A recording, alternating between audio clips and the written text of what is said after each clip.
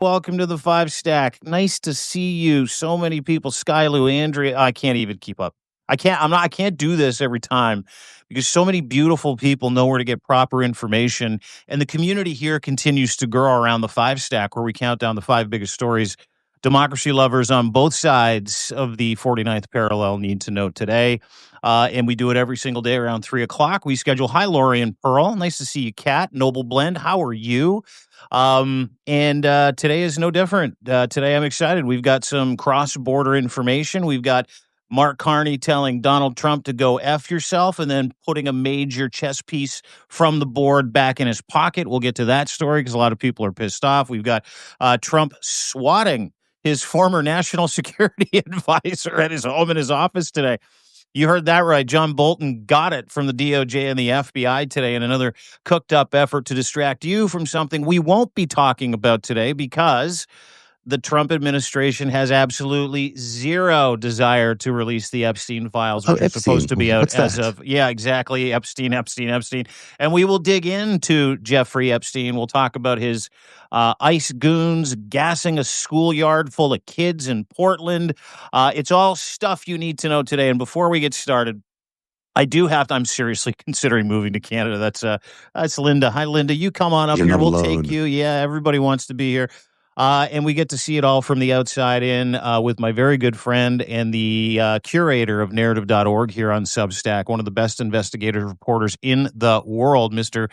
Zev Shalev joins me today. How are you today, my friend? I am doing well. It's Friday. I'm excited about the weekend. I'm glad we've done a whole week of shows, and it's a lot of good stuff on the show today. The big news out of Canada is about this trade tiff between Trump and Carney. You've got your eye on that, and it's really interesting. Your take on it is that it's Carney that won the latest round, not Trump. So he hasn't lost yet. Tell us why you think it's that. Yeah. Well, I'm glad you asked because it's creating some news up here. And you know what happens when MAGA or Maple MAGA gets a hold of some kind of narrative? They will take that narrative and pervert it without the benefit of any context, inside information, or sourced information. Now, thought. Yeah. I'm really fortunate to know some people that are in the know when it comes to what's going on between Canada and the United States, when it comes to what's going on between Carney and Donald Trump. Yesterday, Mark Carney put out a quick note, a very ambiguous note, effectively on Twitter saying, yeah, I talked to President Trump today. We worked through a couple of issues, and we've agreed to meet next week. Here's the printout of the call. Literally no information in it at all. Now, here's the kicker. There was no information at all or admission that there was a phone call between Donald Trump and Mark Carney from the White House. Like zero, none, absolutely nothing. And so I looked into it, meaning I called some people and I got some backstory about this interesting phone call. And I'm going to attach an announcement that Mark Carney made today about retaliatory tariffs. So we'll get to the phone call in a second. Today, Mark Carney went up to the stump. He had a 28-minute press conference where he effectively answered any question and basically told the country, listen, we're going to drop retaliatory tariffs on the United States where Kuzma-related products that are currently being tariffed by us will remove those tariffs for Donald Trump in the United States. Now, to the untrained eye or someone that doesn't have any understanding of what's going on, it's really easy to go, well, what the fuck? Like, where's my elbows up? Like, optically, it's really easy for the Trump regime, for the Maple maggots here that just hate Mark Carney because he's so much better than them. He's so much smarter than them. He's a master economist that's actually playing chess while Donald Trump plays tiddlywinks. The reason why Mark Carney put those Kuzma tariffs on, and by the way, which the United States did not. Yeah. So the United States didn't tariff any Kuzma-related products. They just went after certain industries, right? The steel industry, softwood lumber industry. But Kuzma-related products remained off the board. Right. When Donald Trump started talking about annexing Canada, when he started fucking around with our reputation, when he started screwing around with our national security, Mark Carney quietly pressed the pedal and he slapped all kinds of egregious tariffs on Kuzma-related products that were covered in the Canada-USA-Mexico Free Trade Agreement. That's Kuzma. For the last 5 months, the Trump regime has been trying desperately to get relief from those tariffs because they're crushing certain industries in red states. Like, I mean, crushing. Whether it's orange juice or booze, whatever the situation is, crushing. And so he's been literally calling and begging Mark Carney and through different intermediaries, can you please just remove the tariffs on Kuzma-related products? Then we can have a broader conversation. Mark Carney's like, no, no, no, no, no, no. Well, yesterday in a phone call with Donald Trump, where Donald Trump, and let's get back to the phone call, tried to lean on Mark Carney so he could get a headline and he could do a fucking victory lap, which they're trying to do today. Breitbart's trying to do it. It's not working because people like me have information that they put out there willingly to kind of explain the context. And Mark Carney said, okay, I'm interested in that, but these are some things that have to happen. It's a chess piece that he kept on the board for this very fucking reason. When America decides to come to their senses and they're serious about negotiating with us and they're serious about the new peace agreement that we have or the new security agreement or the new economic agreement we have, when they're serious about it, I'll offer them an olive branch and I'll remove one of my negotiating tactics from the table, which is Kuzma-related tariffs. Matching the United States, not doing the same thing, meaning he's now on a level playing field. And it's worth noting, it's because there's a much broader deal. In this phone call, Donald Trump wanted a recommitment to purchasing F-35s, not going to happen. Complained the entire time. Complained that Canadian citizens are being unfair, not going to the United States. Tourism's down. And Carney's like, listen, it's their own volition. They're proud Canadians. Let's move on to the next negotiating subject. Like he literally shut him down in a 15 to 20-minute phone call. And at the end of it, it's like, okay, we'll consider removing the punishing tariffs we put on Kuzma-related products if you meet these metrics. I don't know what those metrics are, but apparently he got enough movement to go, okay, we'll deliver an olive branch to you today. We'll remove those tariffs. And so Trump does what Trump does, where he feeds this lie, this propagandized bullshit into the atmosphere through different intermediaries going, we won. He didn't win. We just brought our anger back down to a level and our tariffs back down to a level where we're now on a level playing field. We were here. We removed the tariffs, the retaliatory tariffs on Kuzma-related products. That's it, which is like 5% of our trade. And here's the catch. Kuzma-related tariffs, we're retaliating against the auto tariffs and the steel tariffs. So it's not completely accurate to say that we are matching with, we're removing the thing we did against them. Sorry. But it's not completely matching it. It is because there are no real auto tariffs right now when it comes to parts and cars that move between Canada and the United States. The steel tariffs are an industry-wide tariff. The softwood lumber tariff, industry-wide tariff. But we're talking about everyday trade, little things, big things, food, products, services that move between countries that are literally covered in the free trade agreement, which Trump has himself said, I like that agreement. I'm going to do that agreement. So it is entirely accurate, but you have to understand what is in the Kuzma agreement. Right. You also have to understand that while America refused, out of whatever reason, to not tariff Kuzma-related products, Mark Carney continued to step on that pedal for the past 5 fucking months. Right. So there you go. So the good news is there are actually negotiations going on, which despite Trump said, we're never going to talk to Canada, we're never going to do a deal, Canada, forget Canada. He's actually negotiating with Carney. And it sounds like they're quite serious negotiations because there is some give and take happening over there. And that's really good. And the other good news is that Carney has taken these Kuzma tariffs off, which is giving them a bit of an olive branch. It's giving them an opportunity to crow a little bit. It's a negotiating tactic, yes. But it's a negotiation tactic, and that's what's going on. There is a negotiation about this tariff war, which people thought there wasn't going to be one. So, or it was going to be a serious one. At least that's the way Trump was playing it just as much as 2 weeks ago. He was saying, we may not get to a deal with Canada. They may have these flat tariffs, but that's not the case. He seems to be negotiating. He seems to be doing a taco. Well, I don't know if he's doing a taco in as much as he's strategically doing a taco, right? Like, I mean, you're talking about 5 months of begging by the Trump regime to remove tariffed Kuzma products, right? Like you're talking about a guy who just continually like says, "Yeah, yeah, well, when you get serious, we'll talk about it." And Yeah. you're also talking about a gentleman, Mark Carney, who is fully aware that in the next few days, a U.S. court is probably going to tell Trump to take his tariffs and go shove it for the third time, which is working its way through an appeal. You remember the trade Right. I remember court that. and the Yeah. U.S. District Court basically told Trump his tariffs were illegal, stop doing it right now. And then he sent it for appeal, and he's like, it's a big win. He paints everything like it's a win. It wasn't a win. And if there is any narrative around this, let me explain that makes Mark Carney look like an idiot. Let me explain something to you. He's not. He is strategically working the box. He knows that he can outrun these tariffs depending on what happens in the U.S. court system when it comes to the appeal. That's why we don't have a deal. We're one of two countries that have refused him. We're one of two countries that have actually punished them. One of two that have punished them.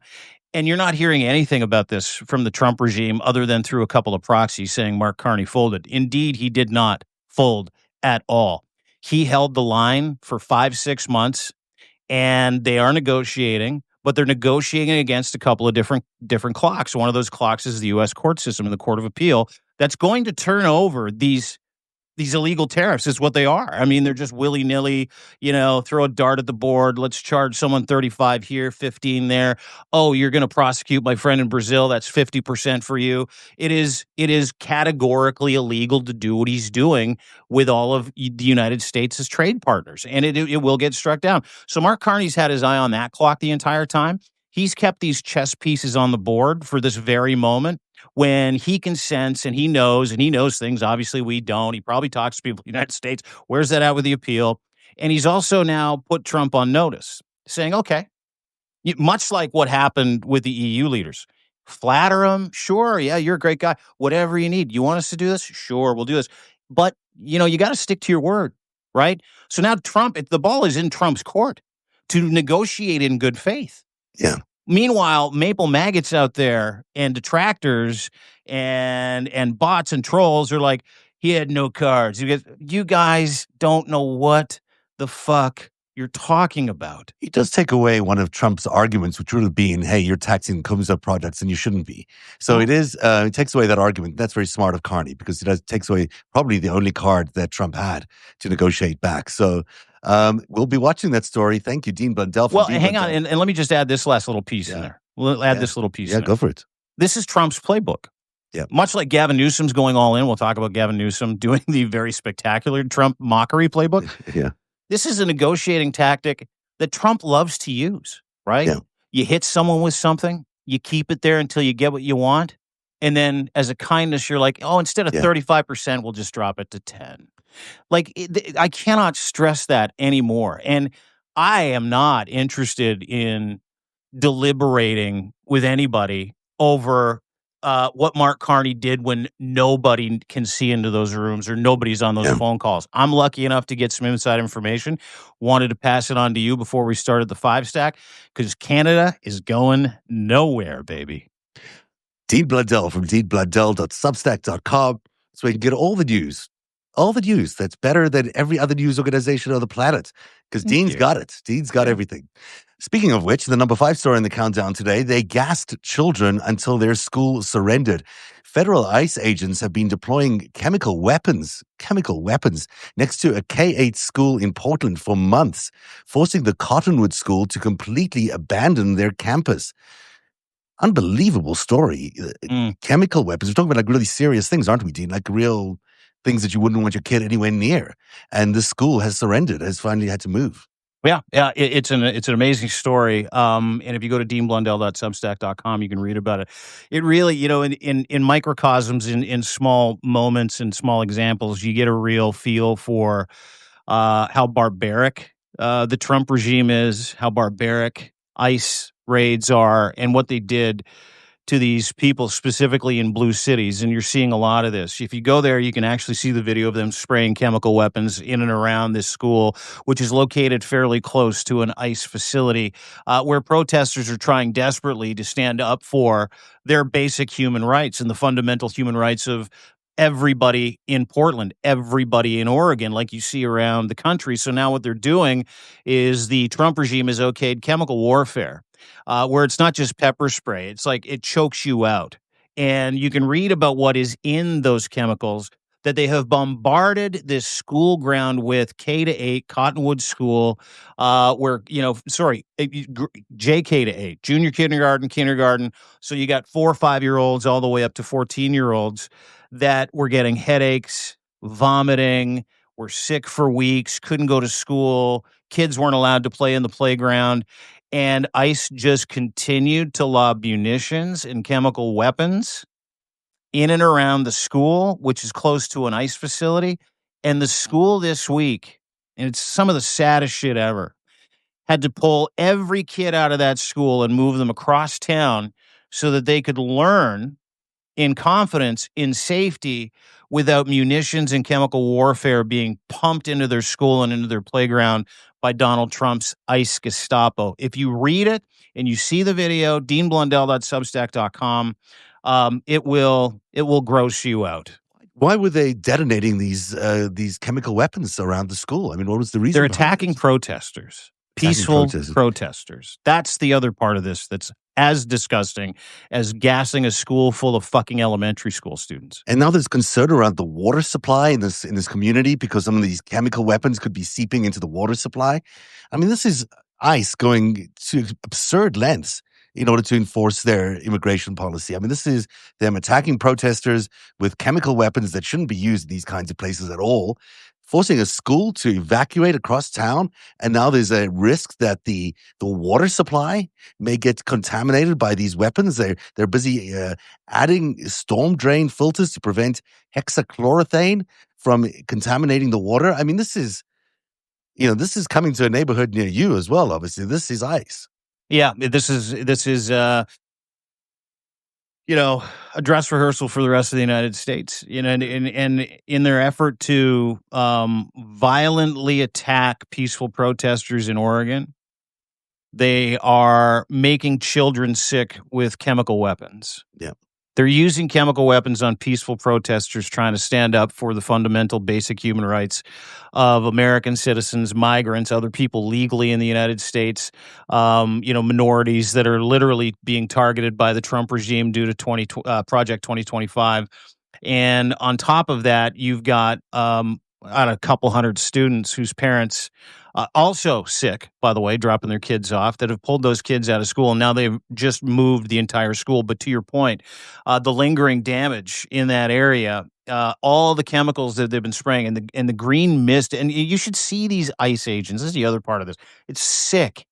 It's disgusting. Yeah. You should see these ICE agents screaming, "Fuck yeah," while they're spraying the area down and spraying these protesters with chemical weapons. We really need to get back to adding video to the show because really that will make a huge difference, I think. But also just the notion that you're a parent, you're dropping off your kids at school and they are getting exposed to tear gas at school. Mm-hmm. I mean, it's such an appalling... It's just that the cities should not be allowing any of this. And of course, they have no control over this because the federal government is mandating that these ICE officials can do whatever they choose, basically. Now under the protection of the U.S. military, of the National Guard and the U.S. military. Yep. It's appalling what's going on. Also appalling today, as is the number 4 story, at 7 a.m. this morning, the FBI kicked down John Bolton's door over a book that's been on shelves since for 5 2020.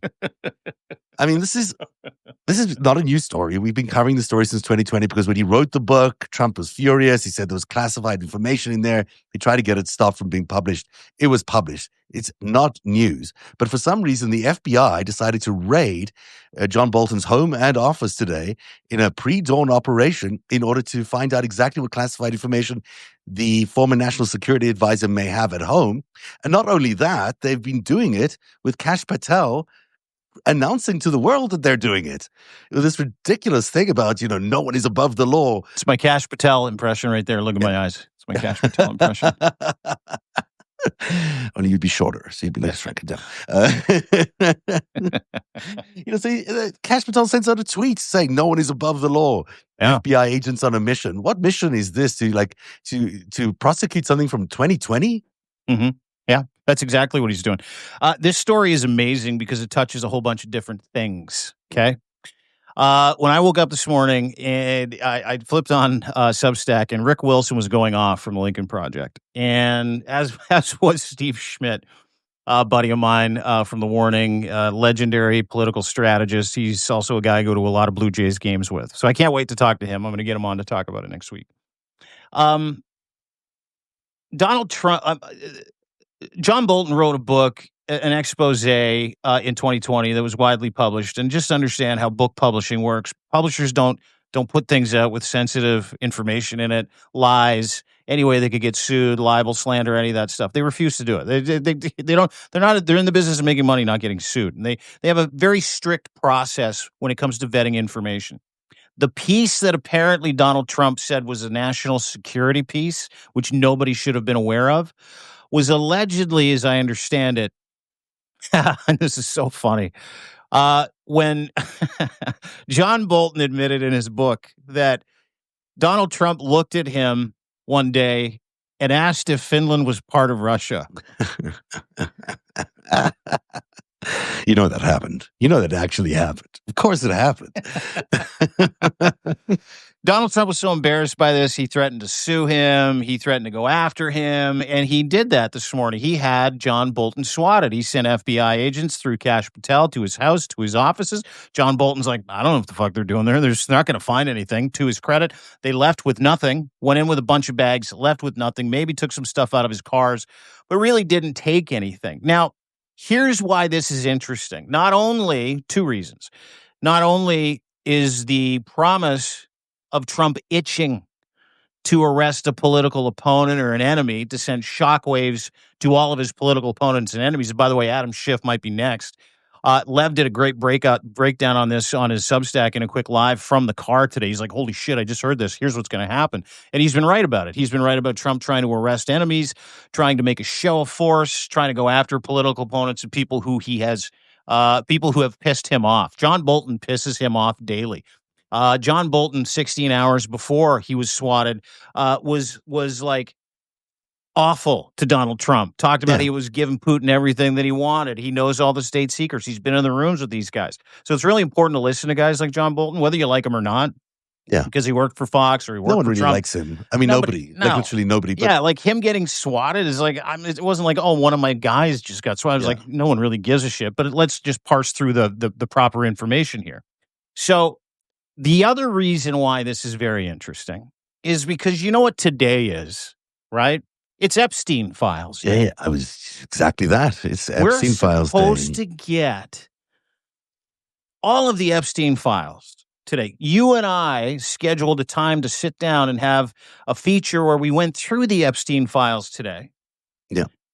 For all of our paid subs. It's like this really nice little value add. Like these people that rode with us. Let's go through the documents with them and do Q&A. I was really excited for that. I've been refreshing, visiting, looking for. They're not coming out. I think they and are. what better way to drabs. change? Are you sure they're not coming? No, they're not. And if they do, they'll be bullshit. It's bullshit. I think what that's coming out. It appears to be stuff we've already got. Yes. That's all you're going to get. Documents and evidence in the black book and all that stuff. But it is. There's a report here that's saying it is coming out. But I'm going to double check that. I don't know if that. I don't think we're getting it. And what better way to distract anybody from either A, putting out the same bullshit that's already out there and saying that's all you get, or B, putting out the Epstein files that make Donald Trump look bad, which he will claim is fake, or C, what better way to cover up the cover-up of covering it up and not releasing the Epstein files than having your former senior national security advisor swatted first thing in the morning, claiming that he's got national security documents in his house or in his fucking office. And what better way to distract people by, telling the free world, hey, the revenge tour is now on John Bolton's first Who's Next. Yeah. So absolutely. it's really interesting, the timing of what happened today. It's completely It's all bullshit. And here's the other thing: I wouldn't put it past the Trump regime to plant something in John Bolton's house or in his office as well. Oh, of So course. lots of different pieces to this as we Just kind to of suss update through you, it. because this just broke before we got on the air. So Politico is saying that Congress has officially received the first batch of Jeffrey Epstein files. The Justice Department turned over a tranche of materials related to the case against the late convicted sex offender Friday afternoon. These documents, transmitted in compliance with the subpoena issued earlier this month by the House Oversight and Government Reform Committee, represent only a portion of what DOJ has in its possession, and it's not immediately clear what sort of information lawmakers currently have available to them. The documents are expected to have heavy redactions, and now the Oversight Committee now plans to review the materials. So that'll take a while, with both Democrats and Republicans having access. While under a typical arrangement, the majority, in this case Republicans, will control its disclosure. Either party could release the materials unilaterally. So this is what's going to, I guess they're going to take a review of what we already know they've released, which includes thousands of documents, but we already have these documents. If I'm reading this correctly, it seems a lot of the stuff that's been released is already stuff we already know, but I've not been released publicly, being handed over to the committee. So this is all happening in real time. We'll keep parsing through this. But they've handed them over, whatever they might mean, and now we don't know how long the process of the Oversight Committee's review, which could take days, weeks, who knows how long they'll take, until they figure out exactly when they want to release these files. This is nonsense, of course. What we should be getting is the full unredacted files released to everybody all at the same time. I mean, it's insane that they're choosing stuff, and obviously the stuff they've chosen is stuff we already have. We have the black book. We know the court documents. We've seen those court documents. Are you surprised? We're not interested in that stuff. We already have it.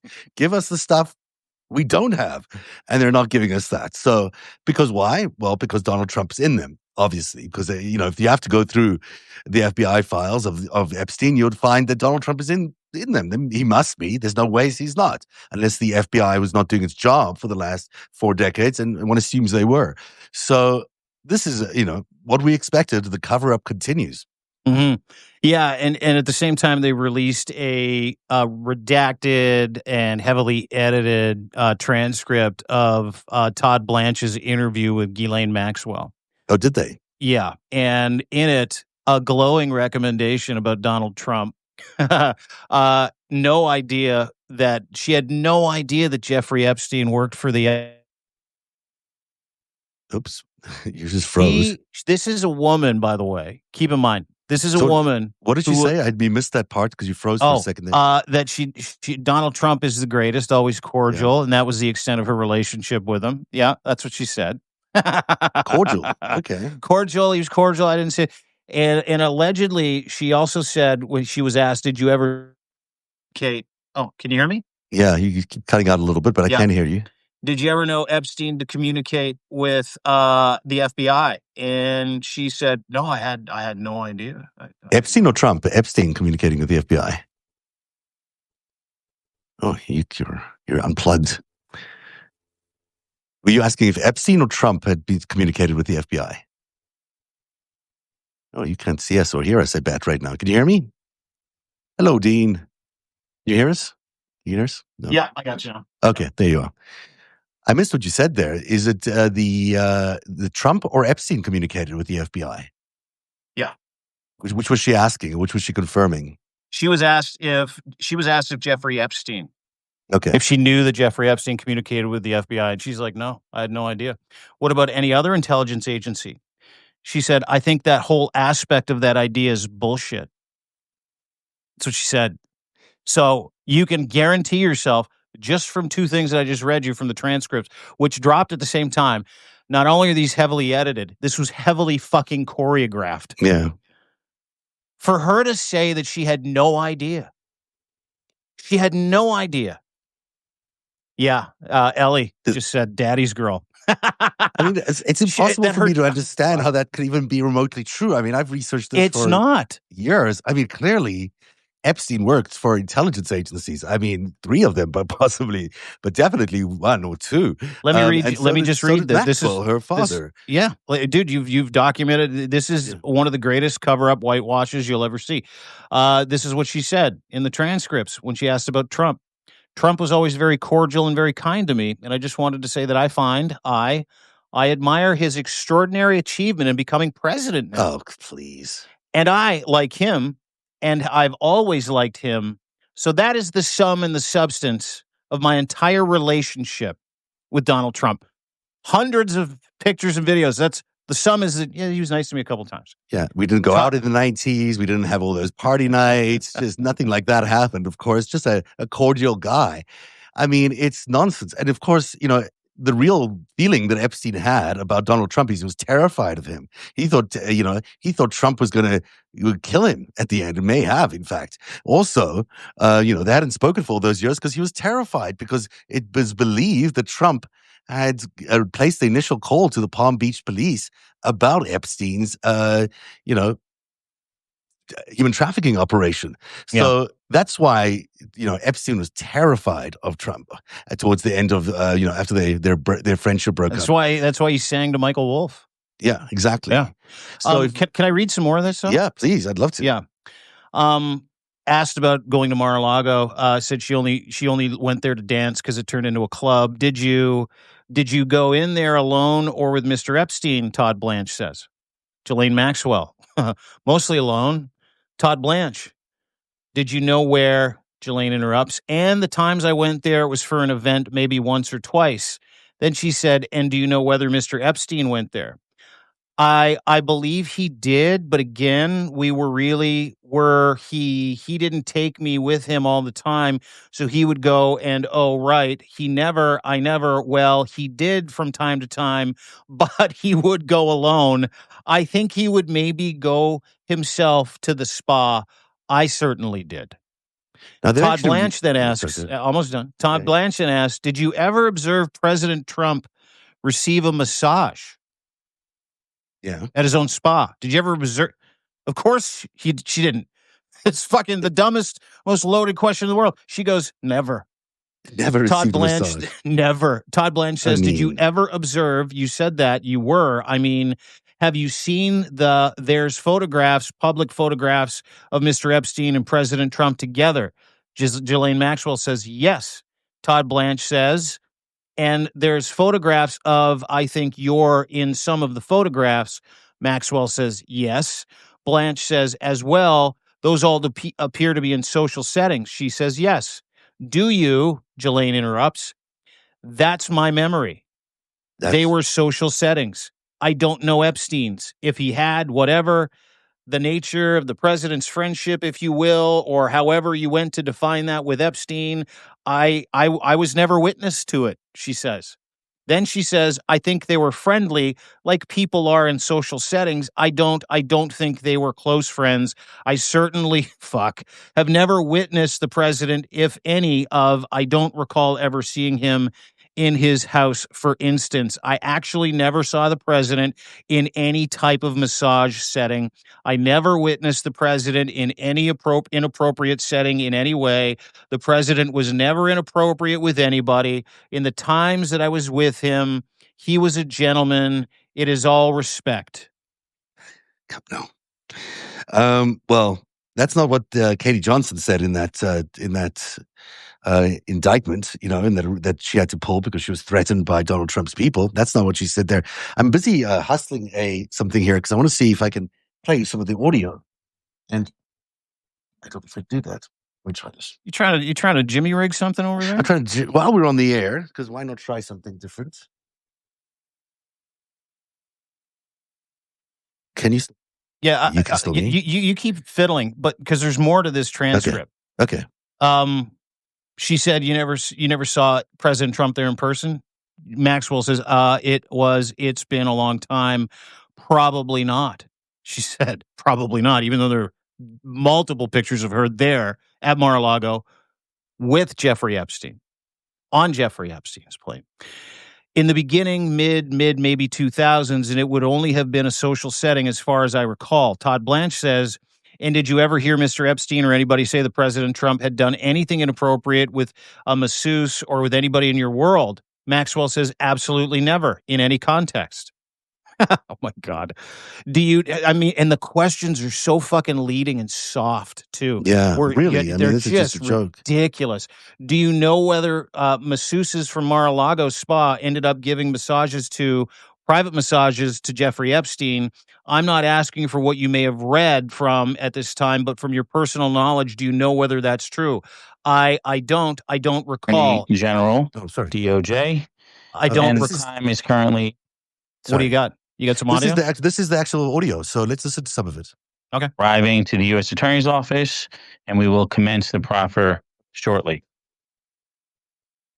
Okay, so that's just 30 seconds of that. There's a lot of documents here. So let's see what it's. This could be a long wait. I'm gonna ask him to put the name on the record, of course. Good morning. My name is Assistant Special Agent in Charge Spencer Horn of FBI New York. Today we're doing a proffer of Ms. Maxwell. The date is July 24th, and the time is 10:12 a.m. This interview is being recorded. And my name is Todd Blanche. I'm the Deputy Attorney General. And before we start formally asking questions of Ms. Maxwell, I'm going to put on the record everybody that's in this room in addition to me. Starting with you, Diego. Diego Pistana, Associate Deputy Attorney General. And then you heard from Special Agent in Charge Horn. Mark Beard from the United States Marshal Service is here as well. And then David. Yes, this is David Oscar Marcus, and I'm counsel for Ghislaine Maxwell. My name is Leah Safian, and I'm counsel for Ghislaine Maxwell. My name is Melissa Madrigal, and I'm counsel for Ghislaine Maxwell. Go ahead. And I'm Ghislaine Maxwell. Good morning, Ms. Maxwell. How are you?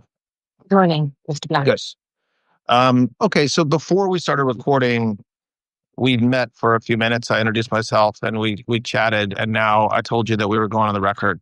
And before we start asking questions, I know that you've been given by your lawyer a copy of what's called a proffer agreement. And I just want to spend 2 minutes That in making itself sure is that you understand fucking crazy. what governs our conversation today.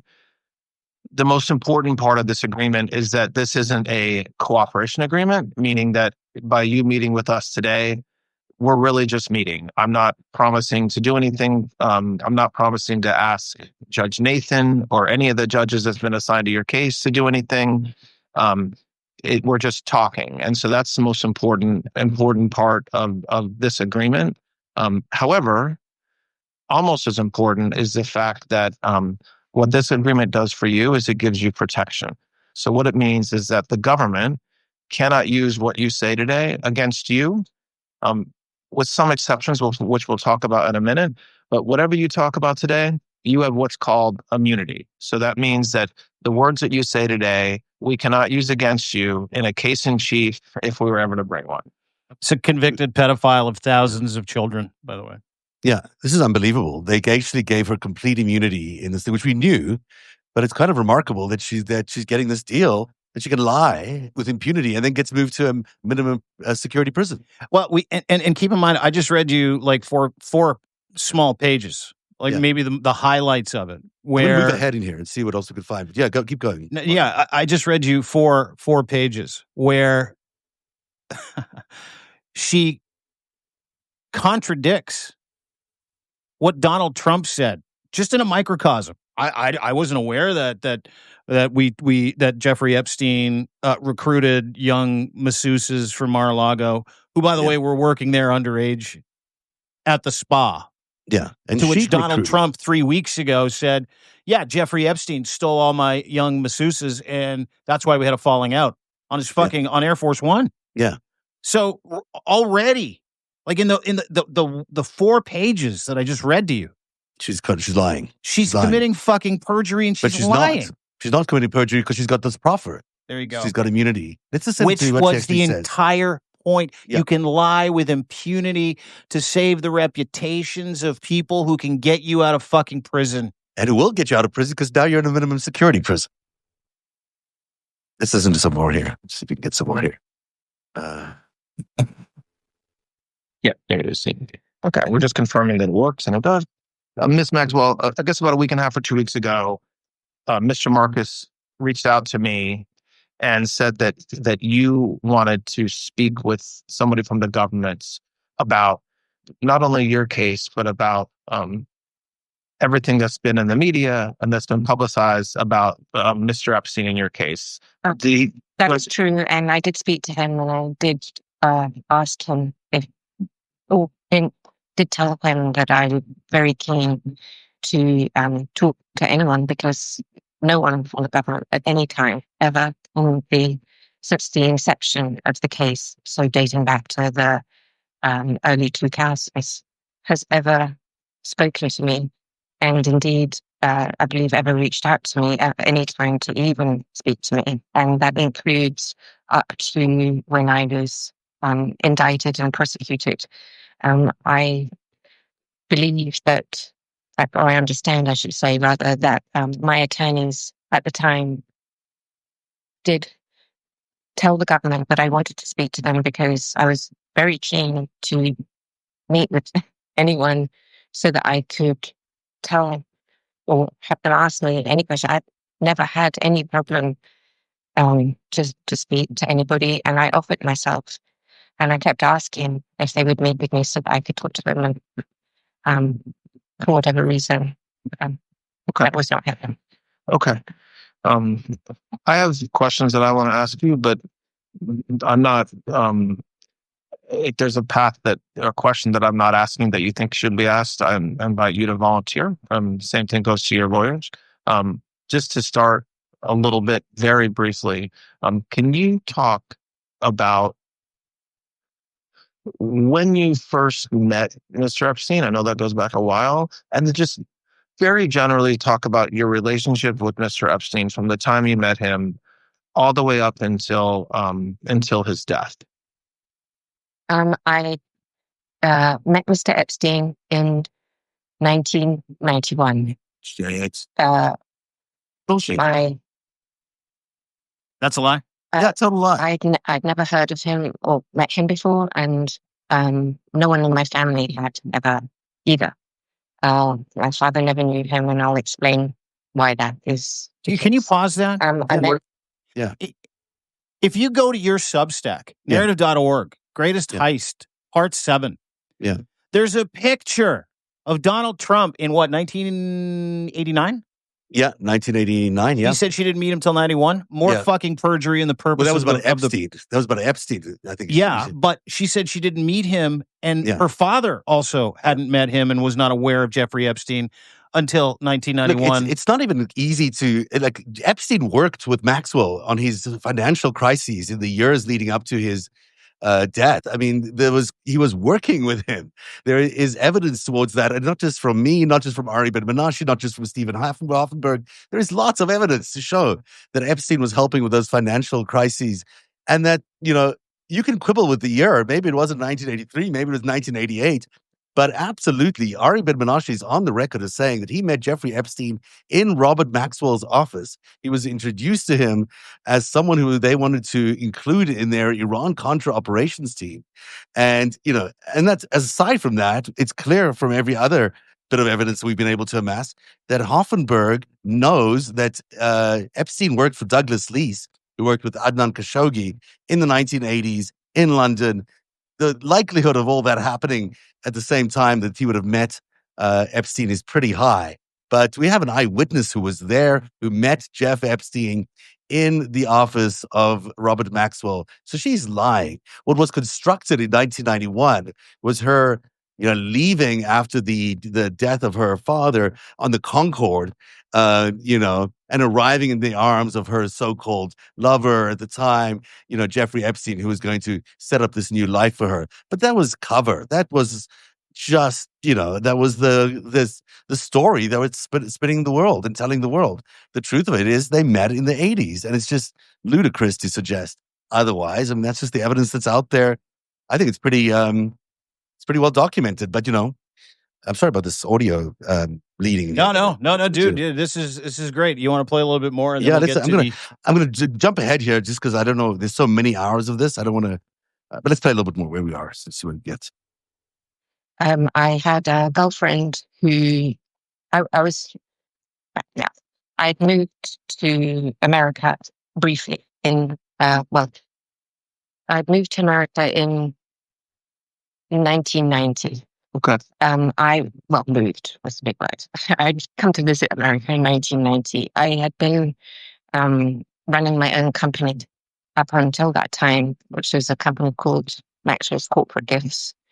And I had also been working for my father at the time. I'd had multiple jobs with him. I was in 1990. I was working with a new company of his, a new newspaper that he was launching called The European. And I was in charge of launching a magazine to go with the European. And I was traveling at that time from England to America because my father was looking to, he'd also bought Macmillan, the publishing house, and he had purchased the New York Daily News. And it's true to say that my father always wanted me to come back full time, but that's a much longer story. I don't think we need to go into it this time. So, but I was always working with him, or there was no escaping, if it were, as it were, to work for him. So, in 1990, I had come over to New York to help look at some of that. She was having some advertising issues with the New York Daily News, and in fact, I may have met Donald Trump at that time because my father was friendly with him and liked him very much. And I think it should be said that he also very much liked Ivana because she was also from Czechoslovakia, where my dad was from. So I don't remember if I did meet him or not in 1990 with my dad, but I knew that that's how I knew about then Mr. Trump. And this, So she was very friendly with Ivana, by the way, over the years. It was Ghislaine. They were very, very close friends. And it's fascinating to me that, she's revealing that she thinks she met him, but she can't remember she met him. When this was the guy who we saw in 1989 in that photograph there on that boat, you see her in the background ogling at Donald Trump because that's their mark. That's the target of their operation, I hear a lot of lies in what she's saying. I certainly hear a lot of lies in the way she's speaking. I mean, she seems to be stumbling a lot of stuff, and this is not someone who typically stumbles. Maybe she's just nervous, but if she was recalling the truth, she would have remembered when she met Donald Trump on board the Lady Ghislaine, named after her, with her father there, and this photographic in proof 1989. in 1989, where there's proof of this. Yeah. And there's reporting on that. It's not just, it's so she can't remember. She may have met all this stuff. Bullshit. Just bullshit. Can we just call out the other piece of bullshit that we talked about recently too? Earlier I read out how she said that she was unaware. Like, no, I didn't recruit anybody from Mar-a-Lago. Jeffrey Epstein never took underage girls and employed them from Mar-a-Lago at his house or traffic. I don't know. Let me just play you this clip from my computer real quick. Yeah. The audio is not going to be great because I'm going to play it through my microphone. Okay. But I want you to listen to Donald Trump's own words about why he got real mad at Jeff Epstein. Okay? Just listen to this. It's great. Epstein has a certain reputation, obviously. Just curious, were some of the workers that were taken from you, were some of them young women? Some of them young women. Well, I don't want to say, but everyone knows the people that were taken. And it was the concept of taking people that weren't going to be as bad. But that story's been pretty well out there. And the answer is yes, they were. Yes. Yeah. In the spa. Yeah. People that work in the spa. I have a great spa, one of the best spas in the world at Mar-a-Lago. and people were taken out of the spa, hired by him. In other words, God. And people would come and complain, this guy is taking people from the spa. I didn't know that. And then when I heard about it, I told them, I said, listen, we don't want you taking our people, whether it was spa or not spa. I don't want to take your people. And he was fine. And then not too long after that, he did.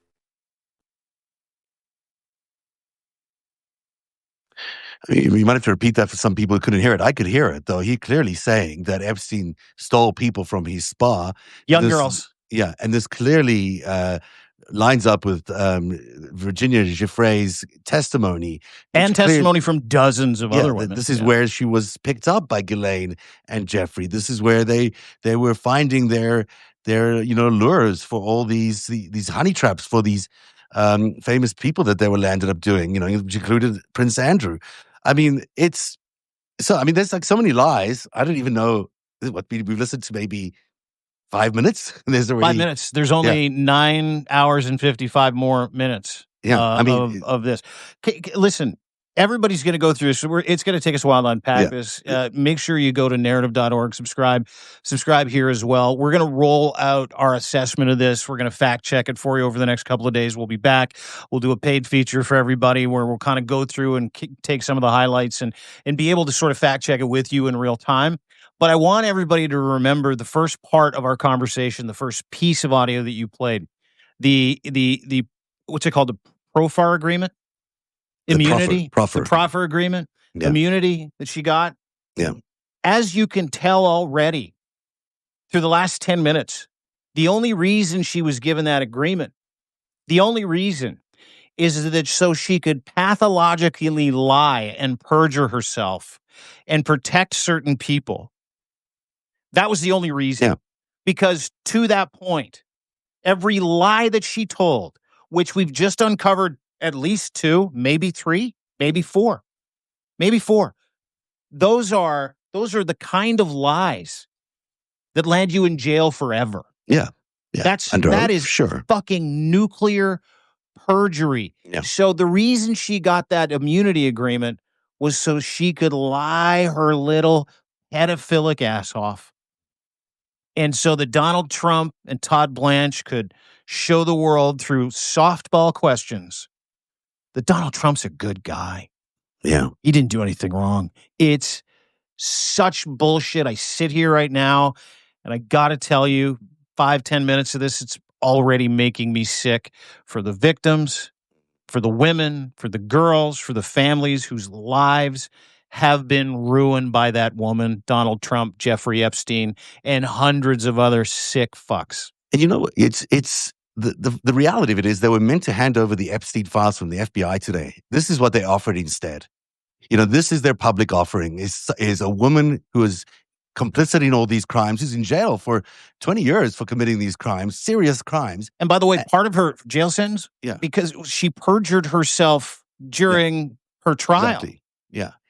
And so instead of giving us what they said they were going to give us, they've given us the criminal involved in these crimes, lying to us, on the record, lying to us, because she's allowed to, while covering up the actual FBI files. Because what we're not getting today is what we were supposed to get, which is the FBI files on Epstein. We're not getting that. Why are we not getting that? Because Trump is in those files. Because the president of the United States is in those Epstein files. He knows he's there. Ghislaine Maxwell knows he's there. And everybody else who's involved in that case knows he's in there. And what they're doing is a colossal cover-up. And if America stands for this, if MAGA stands for this, then MAGA really has never had any scruples, which maybe is the case. But this is ridiculous. This could not stand. The president is basically admitting that he is in those files by covering up in this way. And, they say the cover-up is what gets you. The cover-up is going to get him on this one because this is not just a small incidental, I stole something from a store. This is the abuse of young women.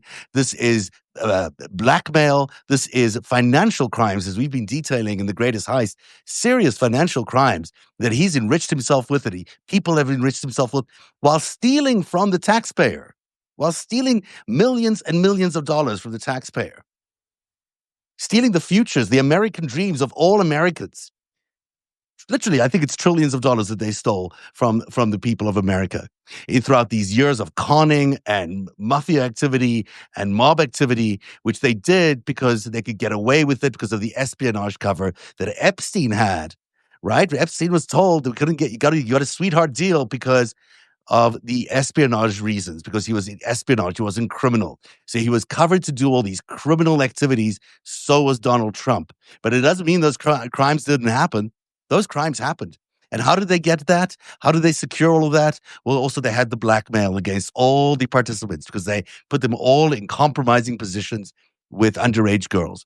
I mean, this is how dark and dystopic this whole criminal scheme has been for 50 years. And this man now runs the United States, and he's trying to pull a fast one on the American people. He's trying to hide the truth from the American people by covering up the entire thing, by releasing an interview with his attorney, talking to the criminal involved in these actual crimes. With immunity. With immunity. I mean, it's obvious what's going on. It's obvious. I as someone who has followed this for more than a decade, speaking of you, by the way, not me. I've only been following it for several years. But I don't investigate. 8 years, 9 years, yeah. 9 years, better part of a decade. Yeah. When you listen to me read the transcripts of her really minimizing her social relationship with Donald Trump, clearly lying about going to Mar-a-Lago, clearly lying about the nature of a relationship with Donald Trump, which we have thousands of receipts, pictures, videos, admissions, Trump's own admissions. She's a great girl. Wish her nothing but the best. Yeah. Does that sound like someone that barely knew somebody? Like when you consume what you've consumed and you get this transcript, this audio, which by the way, it took them 2 weeks to put it out because they were fucking with it. Yeah. Don't you like when you listen to that stuff, don't you go, okay, prior to this interview, what deal was worked out? What dance, what choreography between Trump and Maxwell's attorneys? What happened for them to be able to say, this is how you're going to handle? Because the ambiguity in there is very fucking similar to the ambiguity that Donald Trump always likes to play every time he's in trouble. I don't know. Maybe I did. Maybe I didn't. I don't know. I wasn't there. I don't know. Maybe nice we don't to have me. to It's wonder. the extent of it. We know exactly how close they were. We know that Ivana was best friends with Ghislaine. Do you think that they didn't talk about Donald Trump? Do you think that she never came across Donald Trump? We have endless photographs of the four of them, of Melania and Ghislaine and Jeffrey partying it up in Miami. We have photographs dating back to, I think, 1993 or 4 is the first ones we've got. There's a lot of photographic evidence showing them having a wild time. Epstein and Donald Trump were the best of friends for 15 years. She says that they weren't. She says that they weren't, dude. They were best of friends for 15 years. There's photographic evidence. There's evidence of people seeing them out at parties all the time. It's not even questionable. It's not. I mean, unless America just wants to put themselves under a carpet for the next 5 years and say we don't know what happened for the last 20 years. It's not feasible that people can go believe these lies, and yet there are such bold and unbelievable lies that they're trying to get away with. This is not a little fib. This is a major cover-up happening in real time in front of the American people. The American people are being lied to by the President of the United States. And we don't have to wonder about the deal they made, Dean. We know the deal because she is no longer in the security prison that she was in before. She's now in a minimum security prison where she can walk out any day, go to work every day. Yeah, look at all those photos. Does this look like she barely knew the fucking guy? This is just Trump Maxwell Google images search. Cordial is what she said. Cordial is not even is not the first word that would come to mind of any person to describe their friendship because it was really close. Because he was their target. He was their mark. He was the person that they wanted. And as I've shown in this latest Greatest Heist, the pictures from 1989 where they met. They met in 1989 on board the Ghislaine, the Lady Ghislaine, which is named after her, on her father's yacht. So, and that's Trump. As for when Epstein and her met together, it was years earlier. In fact, she was the one cleaning up the files after Maxwell died, to remove any reference of Epstein from any of the documents that they shredded. She shredded all the documents on board that yacht after Maxwell's death. Specifically, the crew was told, according to one reporter, was to remove any documents with Epstein's name on it. So, look, this is obviously much bigger, explosive espionage and criminal organization that happened over 4 or 5 decades. But to pretend that they can lie about it in this flippant way by colluding with someone who's a known perjurer, known criminal, I don't know if Trump believes this is going to save him, he's out to lunch. I mean, this is a criminal. This is a pedophile that he's colluding with. This is getting a life sentence. This is America's second most decorated pedophile. Yeah. Next to Jeffrey Epstein. This is someone with immunity. This is someone who committed perjury in her trial where she got convicted of trafficking children for the purposes of giving them to old men for sex. Thousands. Over thousands, we think. Thousands. Yeah. On September the 3rd, mark that in your calendars for me. Because the bright side of that bullshit, and it is bullshit, is that Congress, Democrats and Republicans, who know that this is all bullshit, who know that this is an op, this is a work, who know that this is just a choreographed dance to absolve Donald Trump, which we called this time and time fucking again. It's just going to be this fucking worked up transcript where the goal is to absolve Donald Trump, paint him as a good guy, and not involved with the Epstein files whatsoever, which Donald Trump actually has. He's got the Epstein files as well. It's exactly what we're reading. It's exactly what we're listening to. It is the exact thing. And the absolvement, she absolved Bill Clinton as well. She absolved everybody. And then basically said, I don't even know why I got convicted. That's my understanding of the summary.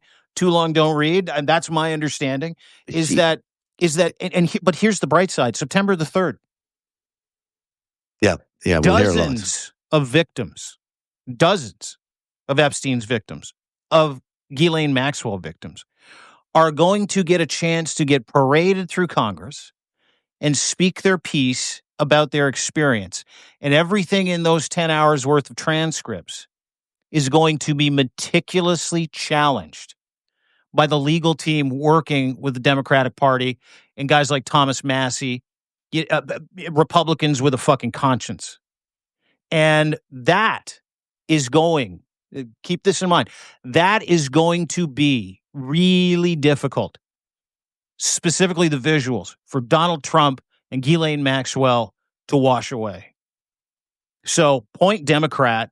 But my God, this is exactly what we knew it would be, a choreographed lie. And what she's saying here is that she questions about how dozens of, she said she was not the one involved in any of these attempts to recruit these younger victims and not involved in any illicit acts. She's convicted of participating in illicit acts. She's convicted of those acts. It's not a question of if or anything. It's she's guilty of those things. That's why she is in jail for 20 years. For her to say that she's been misidentified by witnesses is bullshit. I mean, hundreds of witnesses. These people did not all misidentify her. And if you think they don't know who their abuser was, you got to be kidding me. They know who their abuser was because they were under her control for years at a time. Mm. I mean, this is nonsense. She's also stated that President Bill Clinton never visited Epstein's private island and that her encounters with Trump were limited to social settings, that we've discussed already about Trump. Clinton and Epstein went on a big trip to Asia together. They were on Epstein's plane for days at a time, for over a week, I think, doing a big trip of Asia. it's just ludicrous. And then what else she said? The transcripts and audio files have been sent to Congress and are available to the Justice Department. Why is that not going through a review, by the way? Why is all the FBI files going through a review now over a few weeks so the Republicans and Democrats could stall while the Ghislaine Maxwell narrative gets put out there right away without a review? Couple things come to mind, actually, and I'm glad you asked that question because it was ruminating while I was listening to you talk. Yeah. I think they need something, if indeed they do find something in the Epstein files where, he's John Doe 43, redacted, or you can piece together that Donald Trump's name is in there, that they have something to fall back on that might buttress that information. Yeah. But it's also interesting because they didn't subpoena Ghislaine Maxwell's testimony, right? Well, the Oversight Committee didn't subpoena. They just wanted the fucking files. That's all they wanted. Just give us the files. We don't want anything else. We want all the files. Absolutely everything you have. So Donald Trump and the DOJ, listen, they're not putting anything out in earnest ever. No. These are people that got rid of the BLS chair. They got rid of statisticians, scientists, climate change, researchers. Do you think for a second they're going to be fucking honest? No. When it comes to an interview with Ghislaine Maxwell, who spent decades ferrying young women from Mar-a-Lago to Jeffrey Epstein, who knew Donald Trump intimately well, who was best friends with Ivana Trump, and several different women, including Farmer. What's her name? The Farmer sisters. Annie Farmer. Annie Farmer. So that she was recruited when, if I'm not mistaken, it might not be her, but it was one of the women, was recruited when Ghislaine Maxwell jumped out of a limo and talked to her, and Ivana Trump was in the back. Yeah. What happened to Ivana Trump 2 days before her NDA ran out? She fell down the fucking stairs. Yeah, and Virginia Giuffre was sent to I was reading this morning, to Wexner's home to have sex with him several times over, and she describes in detail in the court filings that it was Ghislaine who set it up. Ghislaine told her what to wear, what she was going to do, exactly what her behavior needs to be. She was the one who set up all these dates with these abusers, with these wealthy abusers. I mean, it is ludicrous that she's suggesting that she had nothing to do with any of that. It is just appalling. And so what the president of the United States has done now is committed a major cover-up. And this is really what we can see in front of our eyes. You don't even need to be aware of what he did for the last 50 years. You could just see what he's doing right now. He is involved in a major cover-up, in an obstruction of justice. He is basically absolving himself by covering up the truth and using every arm of that Department of Justice to aid in that cover-up. And that is evident now. So Republicans can't lie about that. The cover-up is happening in front of our eyes. Democrats need to prosecute this thing. Democrats need to be out there right away saying, this is a cover-up. It's clearly a cover-up. You have to be dumb not to see it's a cover-up. The president is lying, and that in itself is enough for him to be removed from office. He needs to go through a process. I don't know what the right process is. If we had a Justice Department, they'd be investigating him, but we don't. So, there needs to be some sort of process that gets him out of power, because no one in their right mind could think that this guy should stay in power. Well said. If that's not the next step by fair-minded, Republicans, by the entire Democratic Party, by anybody left in the DOJ with a fucking spine, if that is not next, to call this what it is, which is a lie, which is a cover-up, which is a work, which is a scam, which is interference. Fuck, I'm not a lawyer, but how many different things can you charge the Trump regime with? If all of these things are a lie, which they are, we've just borne most of them out. And we've only been doing this for the last 20, 30 minutes. There's 1,000 people here listening and watching that are all saying the same thing. Yeah. And we're not in a vacuum. God,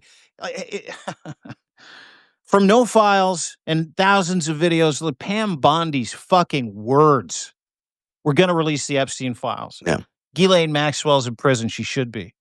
Now, all of a sudden, Ghislaine Maxwell gets amnesia because she's being interviewed by Donald Trump's fucking lawyer, who's the deputy AG. And if you pay attention to Todd Blanche's questions, and keep in mind, I've only gone through 4 pages and we've done it live because this all broke while we were actually in the middle of the FiveStack. But if you go through those questions, the questions aren't about whether or not she supplied women to Donald Trump. The questions are not about what, her convictions.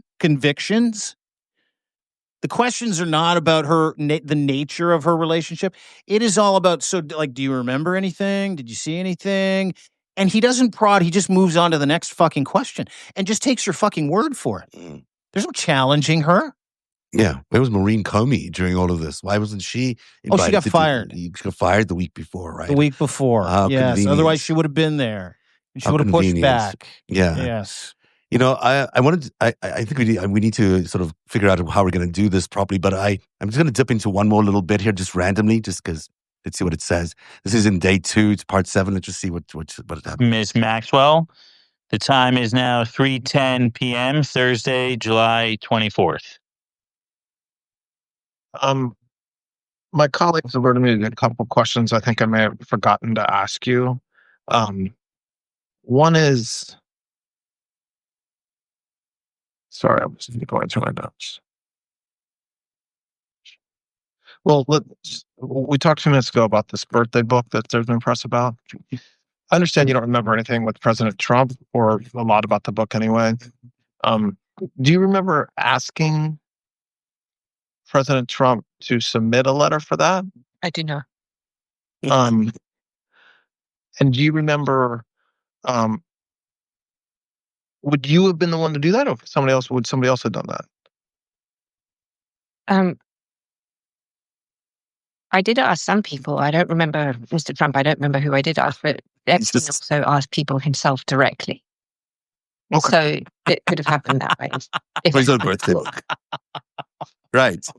Right. No problem. I asked everyone except Trump. Yeah. And somehow he was included. Who knows how he got in there? Because he was barely a fresh and cordial. Yes. What was his involvement? This would have been in the later 2000s. So I do not know how they met, but I do know that they, I don't know if friendly would be the right word. I don't know that, but I know that they saw each other, and only because my father, anything that touches Israel or the state of Israel, I'm always interested in, because my father loved Israel, and she was there when they met, and so I pay attention to it, and we have ties to Israel. What you said was later, though. Ties meaning friends and family relations. Was the prime minister? It was Mr. Barack. Do you know what the nature of his relationship was with Mr. Epstein? I don't. Do you know? Were you ever with them together? I think I have a memory of meeting Ehud, but I don't know if he was with Epstein or I don't remember. I just know that I did see him. He met her many dozens of times. To remember the context. Can you pause that for a sec? Yeah. I know he met her many dozens of times, but you know how he asked, the original question was, did you ever meet Israeli Prime Minister Ehud Barak? Yeah. And she's like, I don't remember. I don't remember it. I don't remember that at all. Mr. Barak, I don't remember it. No, I don't remember it. Doesn't remember anything. Yeah. And then if you just paid attention to what she just said and how she said it, she goes, Ehud, yeah. Yeah. Like first name. Look, he met so many times with Ehud Barak and Jeffrey Epstein. They met so many times. The fact that it's just impossible. It's so evidently false. It's so fabricated. There's no truth to any of this. This is just her lying over and over again. I haven't got the number here, but I was just looking at it earlier on. And I think Ehud Barak and Jeffrey Epstein met every month for a year. It's not like they just occasionally met. They were doing business together. Yeah, so, and Barak, if you remember, Ehud Barak, the pictures of him walking into Epstein's townhouse with a balaclava on. Yeah. Because he wasn't doing anything wrong. Nothing wrong. Nothing happening there. Nothing to see here. I mean, so she's lying about that. I think there was the earlier question about Epstein and Maxwell. I think she was lying about that. Let's just dip in one more time. I know we got to go, but let's just take a listen to it. He obviously was very busy. Um, Where's she flying? What was that? did someone named Mark Middleton? Yes. Who's that? He was in the Mr. Clinton's administration, President Clinton's administration, I think. And how do you know him? I met him, and I met him through Mr. Epstein. And was he, from what you observed, was he a friend or business acquaintance of Mr. Epstein? I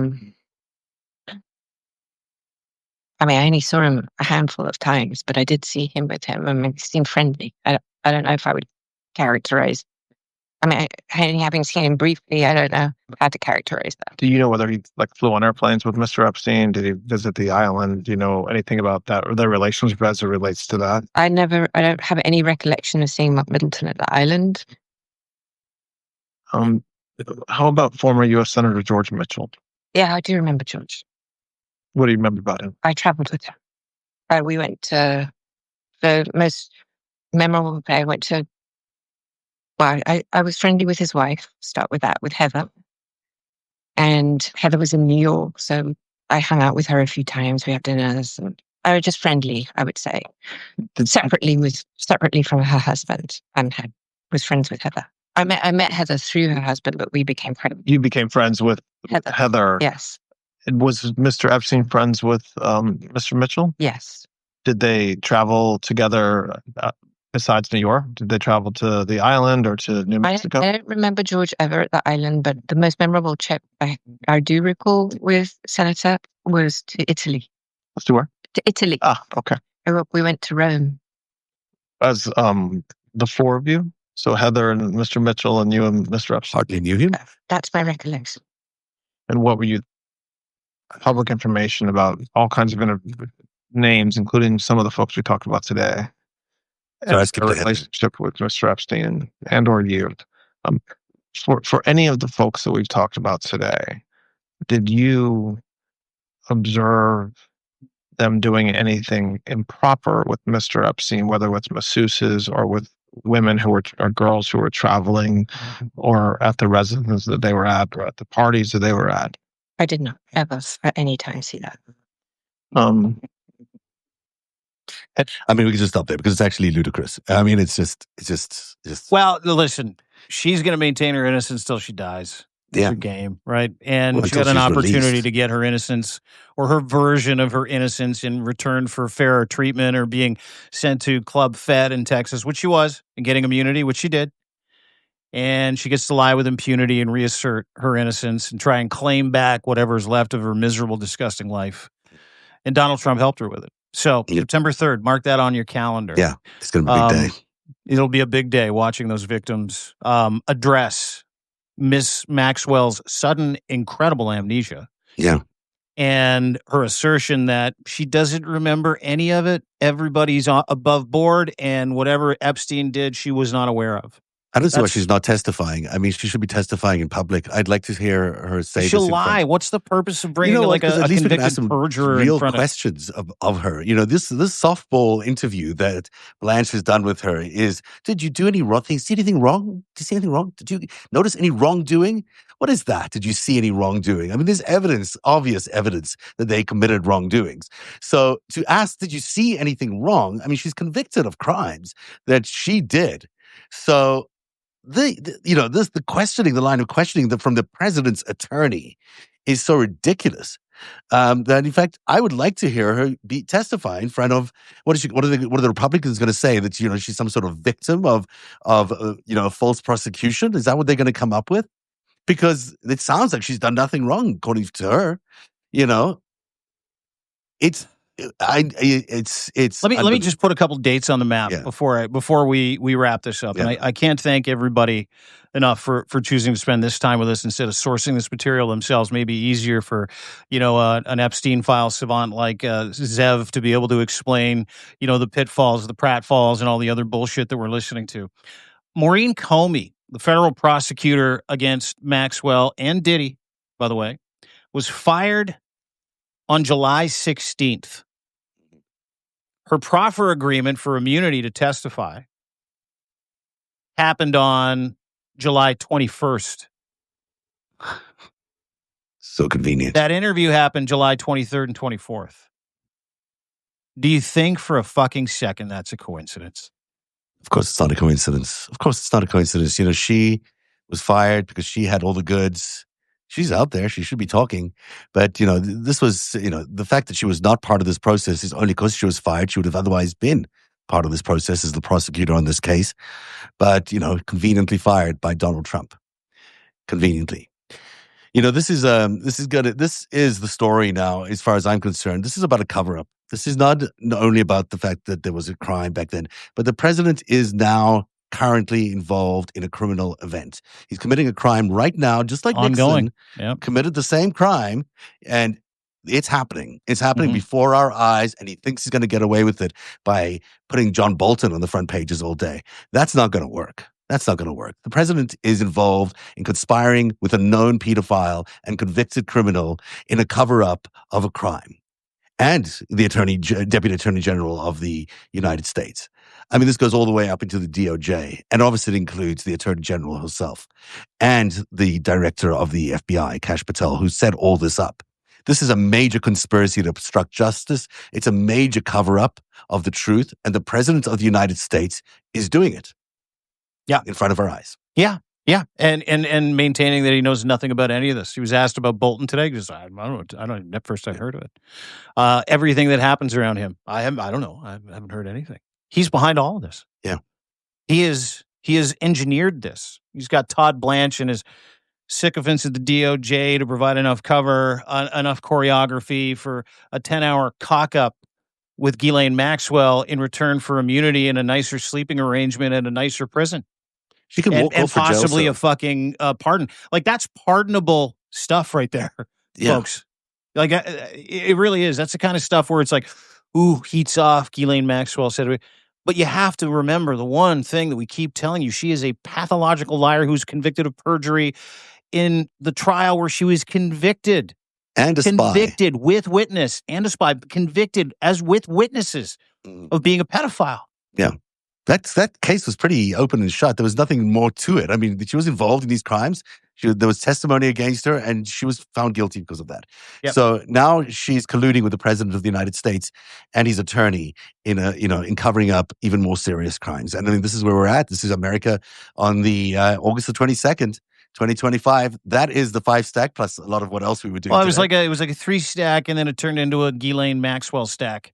Yeah, and I still wanted to talk about Newsom, and I wanted to talk about they fired the head of the Army's intelligence service for doing a correct appraisal of the Iran strikes by saying that they weren't really effective. Yeah, and so they fired him today because that's how they are. Just more cover-ups. Yeah, more cover-up of the truth. It's the cover-up presidency, guys. Folks, keep your eyes on the ball. Like, don't stay focused. Stay focused. You can be angry all you like. You can, but share this information with people. Absolutely share it. That little box in the bottom with the arrow, everything that we've talked about today is accurate. Share this with as many people as you can. Bring people to the app. Subscribe to my friend Zev Shalev at narrative.org. Make sure you subscribe to mine as well, deanblundell.substack.com. We're going to get off now and start kind of planning how we kind of disseminate this information and fact check this information and kind of present it to you so we can affirm the fact that you're not crazy and what you just heard was a pathological liar and a pedophile pathologically lie about her pedophilia and pathologically lie about the president of the United States and her relationship with him, which there are receipts and his own words that would dictate that she's pathologically lying and did so with immunity and did so at the direction of Trump's regime and Donald Trump himself. So make sure you subscribe. You're going to want to get information from soothsayers and people that can read these tea leaves in binary. Ellie Leonard is a really good one. I can see her in the chat right now. Make sure you subscribe to her. The guys at Midas, Lev Parnas, Michael Cohen. These are all guys that have receipts, as do we. We're going to present those over the next couple of days to help you kind of filter through it. It's why we're here. It's the importance of this community. We both have 50% off annual subscriptions, so you can take part in these chats. It's really the only exclusive that you get other than the paid stuff, which we're going to start tomorrow. But more importantly, share. We're here for you. We're here to disseminate, help you understand, but we're also here to listen to you and to walk through this bullshit with you. That's the beautiful part of this Substack community.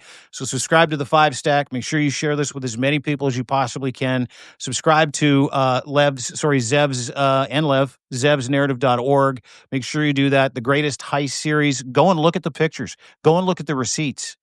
And go and look at the dates that Zev has spent decades putting together. That is all in front of you right now over at narrative.org. It'll be one of the best cheat sheets you have to be able to listen to someone like her say what she said and go, that's all bullshit. Because the more information you have, the better you're going to be able to manage this information going forward, and you're going to make a critical judgment about who did what. And we know who did what. You can hear it, you can see it. So make sure that you keep this information, and people like Zev, people like myself, Lev, everybody that you know you can trust with your information and your affirmation when it comes to anything Epstein Files related. We'll get to the files in Congress, but everybody just kind of relax today. Know that we know she's lying, and know that there are much better people out there that have the ability to be able to kind of help you see the forest through the trees. And that's the beautiful part of Substack. But thank you for joining us today. Zev, have a wonderful day. We'll be back, I'm sure, tomorrow with another one of these. Yeah, I don't know. We have to do something. So I maybe even play out the whole 10 hours. Maybe if I feel like torturing myself, maybe I'll do that. But let's talk after this and we'll figure it out. Okay. Cheers, everybody. Have a great day.